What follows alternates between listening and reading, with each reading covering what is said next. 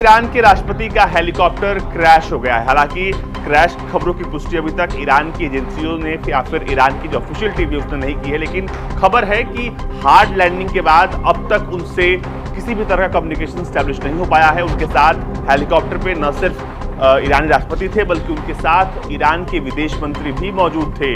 Bulletin में सबसे पहले आपको खबर दें, ईरानी सदर के काफिले में शामिल हेलीकॉप्टर हादसे का शिकार हो गया। ईरानी मीडिया के मुताबिक हेलीकॉप्टर में सदर और वजीर खारजा सवार थे। हेलीकॉप्टर की तलाश के लिए सर्च ऑपरेशन शुरू कर दिया गया है। इस वक्त की एक अहम खबर जो ईरान से आ रही है, ईरान के राष्ट्रपति इब्राहिम रईसी का हेलीकॉप्टर हादसे का शिकार हुआ है। ऐसी खबर आ रही है, पूर्वी अजरबैजान में यह हादसा हुआ है। रिपोर्ट्स के मुताबिक हेलीकॉप्टर की हार्ड लैंडिंग हुई थी और जिसके बाद यह हादसा हुआ है। हेलीकॉप्टर मशरकी अजरबैजान के इलाके में परवाज कर रहा था। हेलीकॉप्टर में सवार चंद अफराद से राबता हुआ है। उम्मीद है तमाम सवार खैरियत से होंगे। लो जी, ये बहुत बड़ी न्यूज़ है जी कि देख लें कि जिसने भी अमेरिका या इजराइल को आंखें दिखाई ना, उसके साथ यही हुआ है। चाहे कोई भी देश हो, वो हर कोई ये समझता है जी कि अमेरिका करता है या इजराइल करता है, क्योंकि उन्होंने हमारे साथ हमारे मुखालफत की है, हमारे साथ नहीं काम किया। इस वजह से ये इंडिया नहीं है। इंडिया हो ना तो इंडिया तो वैसे ही ना उनकी बैंड बजा दे। तो बाकी पूरी वीडियो देखेंगे, वीडियो की बात करेंगे बाद। चलो आप वीडियो देखें। हेलीकॉप्टर था MI-171 और अब इस हेलीकॉप्टर की कोई भी सूचना नहीं है। अब रेस्क्यू टीमें लगातार उनको ढूंढने की कोशिश कर रही हैं। बताया गया कि पूरे इलाके में जो पहाड़ी इलाका था, उस इलाके में फॉगी कंडीशन की वजह से ईरान के राष्ट्रपति का हेलीकॉप्टर जो था उसने हार्ड लैंडिंग की है। लेकिन अभी भी हार्ड लैंडिंग और क्रैश को लेकर बहुत ज्यादा संशय है, क्योंकि अब तक उस हेलीकॉप्टर से कोई भी संपर्क नहीं हो पाया। और इसमें यह भी कहा जा रहा है कि हो सकता है कि इसमें किसी भी तरह के बाहरी पक्ष का इसमें हस्तक्षेप हो सकता है, लेकिन अभी तक किसी ने भी इस बात को लेकर कोई खुलासा नहीं किया है। एक हेलीकॉप्टर को लेकर तलाश अभी भी जारी है। ईरान के राष्ट्रपति के हेलीकॉप्टर को लेकर जो अपडेट है उसमें यह बताया जा रहा है कि ये सब कुछ ईस्ट अजरबैजान के इलाके में हुआ है। क्रैश लैंडिंग और हार्ड लैंडिंग को लेकर जो वीडियो सर्कुलेट हो रहे हैं, जो फोटो सर्कुलेट हो रहे हैं, वो पुरानी तस्वीरें हैं। अभी तक कोई भी तस्वीर ऐसी नहीं आई है जिसको देखकर या फिर जिसकी पुष्टि ईरान की स्टेट एजेंसियां करें। लेकिन फिलहाल सोशल मीडिया पर बहुत सारे फुटेज हैं जिसमें ईरान के राष्ट्रपति हेलीकॉप्टर के साथ दिखाई दे रहे हैं, जिसमें दावा किया जा रहा है कि यही हेलीकॉप्टर था, लेकिन ऐसा नहीं है। अभी तक कोई भी तस्वीर वहां से बाहर नहीं आई है। लेकिन हाँ, इस बात को ईरानी जो न्यूज एजेंसियां हैं उन्होंने कंफर्म कर दिया है कि ईरान के राष्ट्रपति के हेलीकॉप्टर की हार्ड लैंडिंग हुई है। हेलीकॉप्टर मशरकी अजरबैजान के इलाके में परवाज कर रहा था। हेलीकॉप्टर में सवार चंद अफराद से राबता हुआ है। उम्मीद है तमाम सवार खैरियत से होंगे। ईरानी मीडिया ये रिपोर्ट करता है कि 3 हेलीकॉप्टर्स के काफिले में से 2 हेलीकॉप्टर मंजिल पर पहुंच गए हैं। इब्तदाई इत्तलात के मुताबिक हेलीकॉप्टर ने क्रैश लैंडिंग की है। जी देखिए, सिक्ता जो शुरुआती जानकारी आ रही है वो काफ़ी दुविधा भरी है। अलग अलग मीडिया आउटलेट्स जो हैं वो अलग अलग तरह की जानकारी दे रहे हैं, लेकिन इतना तय है कि इब्राहिम रईसी का जो हेलीकॉप्टर का जो काफिला था, 3 हेलीकॉप्टर्स का ये काफिला था, जिसमें एक हेलीकॉप्टर पर इब्राहिम रईसी और उनके साथ विदेश मंत्री अब्दुल्लाहियां सवार थे। इस हेलीकॉप्टर के बारे में ये कहा जा रहा है कि खराब मौसम के चलते जो ईरान का जो पूर्वी प्रांत है ईस्ट अजरबैजान, वहाँ पर इसकी हार्ड लैंडिंग कराई गई। और नहीं है, अभी अभी जो एक जानकारी आई है ईस्ट अजरबैजान के गवर्नर के हवाले से, उसमें यह कहा जा रहा है कि हेलीकॉप्टर की स्थिति का पता अभी नहीं लगाया जा सका है और ना ही ये पुख्ता तौर पे कहा जा सकता है कि क्या कैजुअलिटी हुई है या नहीं हुई है। लेकिन ये काफ़ी जो अहम जानकारी की 3 हेलीकॉप्टर में से एक हेलीकॉप्टर जो दुर्घटनाग्रस्त हुआ, उसमें राष्ट्रपति इब्राहिम रईसी सवार थे और उनके साथ विदेश मंत्री भी सवार थे। रेस्क्यू ऑपरेशन जो है वो कोशिश की जा रही है रेस्क्यू ऑपरेशन टीम की तरफ से वहां तक पहुंचने की, लेकिन खराब मौसम के चलते वहां तक पहुंच पाना संभव नहीं हो पा रहा है। बाद जो है फोन लाइन कट गया और उसके बाद से वो फोन जो है अनअवेलेबल आ रहा है। इस बीच जो है कई तरह की खबरें और भी चल रही है। किसी तरह के हमले की आशंका की बात भी जो है की जा रही है, लेकिन कोई भी जानकारी भी पुख्ता नहीं है, सिवाय इसके कि इब्राहिम रईसी को ले जा रहा हेलीकॉप्टर जो है वो हार्ड लैंडिंग का शिकार हुआ है। राष्ट्रपति रईसी किस हालत में है और हेलीकॉप्टर पर सवार दूसरे जो चाहे विदेश मंत्री हो या जो अन्य ऑफिशियल्स हैं उनकी क्या हालत है, इसके बारे में पुख्ता तौर पे अभी कुछ भी सामने नहीं आया है। अब से कुछ ही घंटों पहले ईरान के राष्ट्रपति रईसी का जो हेलीकॉप्टर है वो क्रैश हो गया है और उस हेलीकॉप्टर में न सिर्फ ईरान के राष्ट्रपति मौजूद थे, बल्कि ईरान के विदेश मंत्री कई टॉप ऑफिशियल और सेना के कमांडर भी उसमें होने की खबर बताई जा रही है। और सबसे खास बात, जिस इलाके में हेलीकॉप्टर क्रैश हुआ है वो बहुत ही दुर्गम इलाका है। कितना आप खुद स्क्रीन पर देख लीजिए, जब वहां पर सर्च और रेस्क्यू टीम पहुंची तो जो रेस्क्यू टीम के मेंबर थे वो खुद खो गए, आवाज से एक दूसरे को ढूंढ रहे हैं।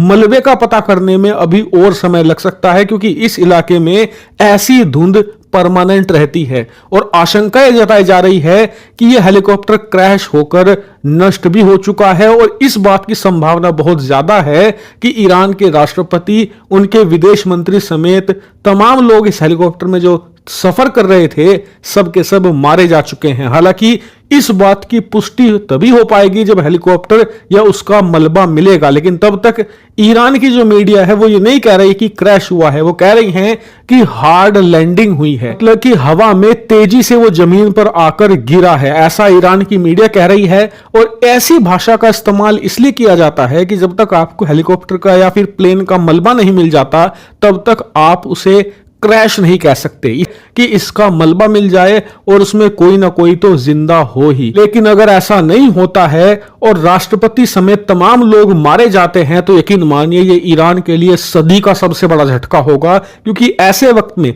जब इजराइल और हमास का युद्ध चल रहा है तो ईरान के राष्ट्रपति और ईरान के विदेश मंत्री से ज्यादा महत्वपूर्ण ईरान के लिए कुछ भी नहीं है। अगर ये मारे जाते हैं तो इनकी पूरी लीडरशिप खत्म हो चुकी होगी और ये ईरान की रीढ़ की हड्डी टूटने जैसा होगा। इससे आप अंदाजा लगाइए कि ये कितना बड़ा झटका है। और इसीलिए सबका शक जा रहा है इजराइल की खुफिया एजेंसी मोसाद इजराइल से हो रहा है, जो कि ऐसे काम करने के लिए जाना जाता है। तो फिर आपने अपनी पूरी महत्वपूर्ण लीडरशिप को एक ही हेलीकॉप्टर में सफर करने कैसे दिया, वो भी ऐसे हेलीकॉप्टर्स में जो कि सोवियत यूनियन के जमाने के हैं, जिनकी आप ढंग से मेंटेनेंस भी नहीं कर पाते। आपके राष्ट्रपति, आपके विदेश मंत्री और पूरी लीडरशिप उसमें सफर कैसे कर रही है। इसीलिए सवाल ईरान की इंटरनल पॉलिटिक्स और पावर स्ट्रगल पर भी उठ रहे हैं जो वहां की लीडरशिप में होते आए हैं। और यही कारण है कि यह मामला अब उलझता जा रहा है, लेकिन सुलझेगा तब जब इस हेलीकॉप्टर का मलबा मिलेगा।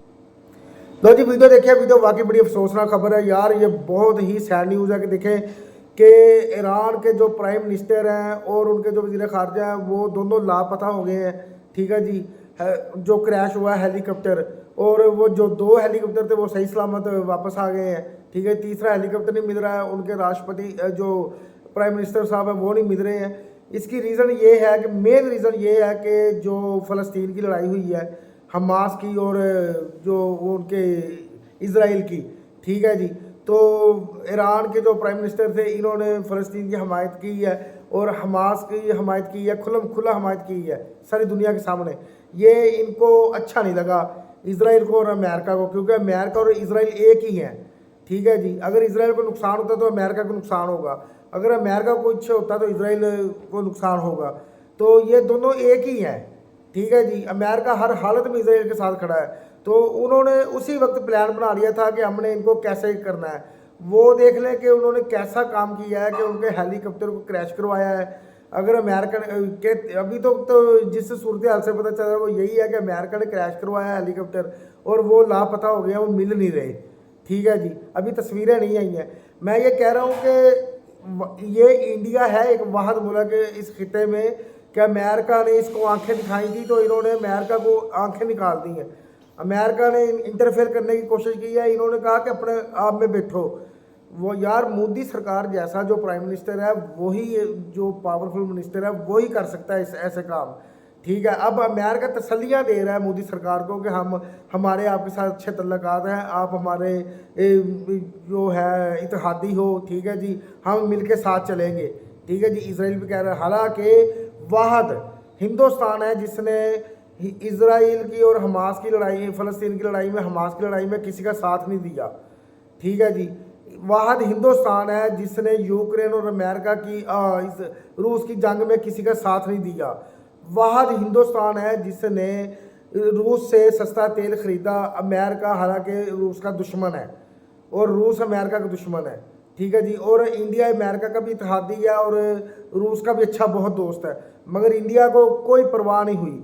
इंडिया ने ये कहा, साफ साफ लफ्ज़ों में बोला कि आप जिससे मर्जी जंग करो, जो मर्जी करो अपने मुल्क में, हम आपके दोस्त हैं, बस यही काम काफ़ी है। हम आपकी जंग में आपका साथ नहीं देंगे, किसी भी जंग में आपका साथ नहीं देंगे हम।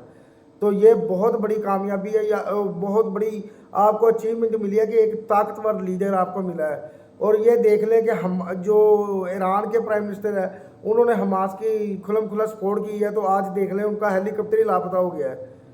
उनका हेलीकॉप्टर ही लापता हो गया है यार, समझ नहीं लग रही वो कहाँ चले गए हैं। ठीक है जी, मैं ये कह रहा हूँ जिसने भी अमेरिका को या इजराइल को आंखें दिखाई है ना, उसका यही हाल क्यों। और अमेरिका और इजराइल भी उनको हाथ डालते हैं जो कमज़ोर मुल्क होता है। ठीक है जी, जो कमज़ोर मुल्क होता है उसको हाथ डालते हैं। इंडिया को हाथ डाल के देखता है अमेरिका, इंडिया उसकी आंखें निकाल देता। अमेरिका ने इंटरफेयर करने की कोशिश की है ना इलेक्शनों के दिनों में भी। ठीक है जी, वाहद जयशंकर साहब हैं इंडिया के जो फॉरेन मिनिस्टर है, उन्होंने उसी वक्त कह दिया कि आप अपनी हदूद में रहो, आपको कोई मसला नहीं कि आप हमारे अंदरूनी मामला में इंटरफेयर करो। अब आप जिसको चाहे मर्जी वोट दें, आप किसी ने भी अगर किसी भी मीडिया ने, दूसरे ममालिक के मीडिया ने अगर नेगेटिविटी फैलाने की कोशिश की तो हमसे बुरा नहीं होगा कोई भी।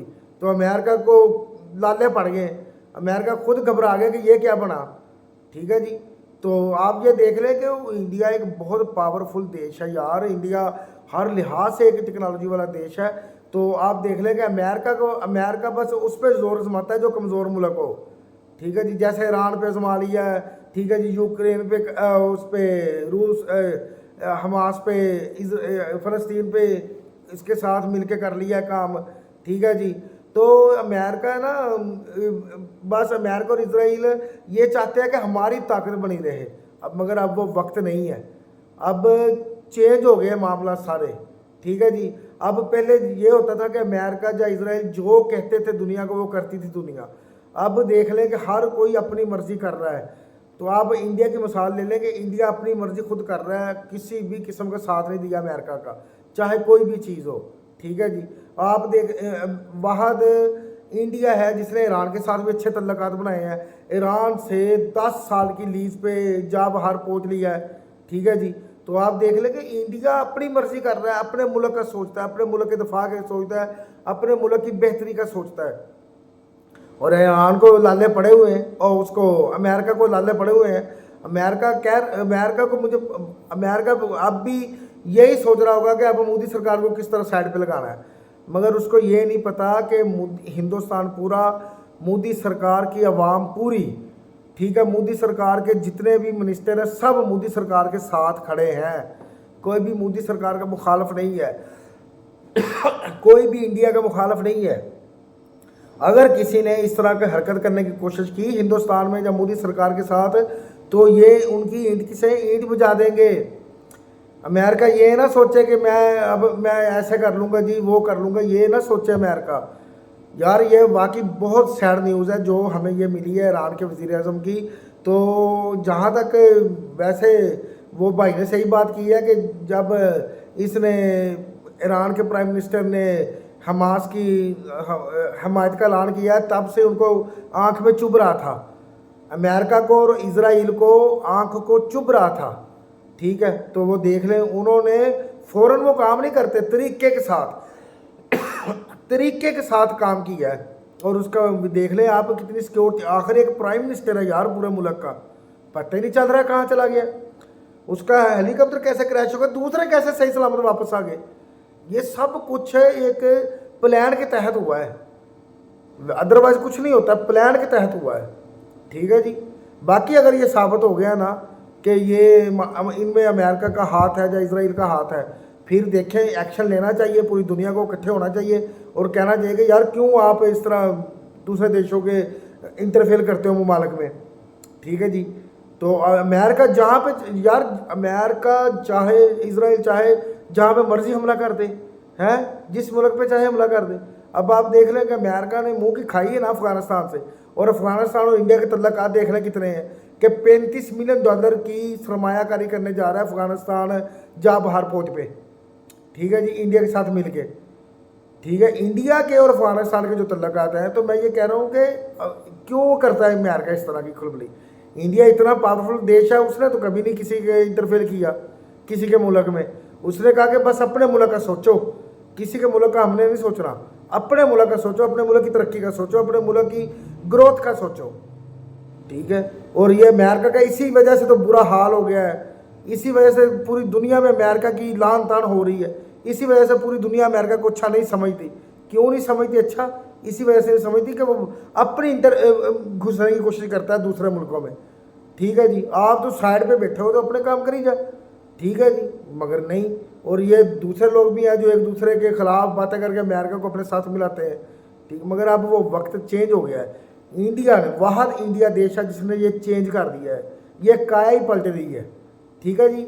वो डायलॉग है ना कि वो जज्बात बदल गए, हालात बदल गए। अब ये हालात बदल गए हैं, इंडिया ने बदल दिए हैं, पूरी दुनिया को इंडिया ने अपने साथ मिला लिया है। अब पूरी दुनिया इंडिया के साथ खड़ी है, अमेरिका के साथ नहीं खड़ी।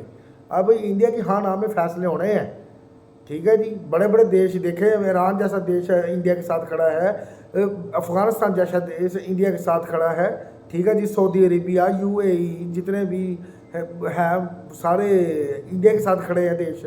अमेरिका के साथ कौन है? कोई भी नहीं है। रूस जैसा देश अमेरिका के साथ खड़ा, इंडिया के साथ खड़ा है।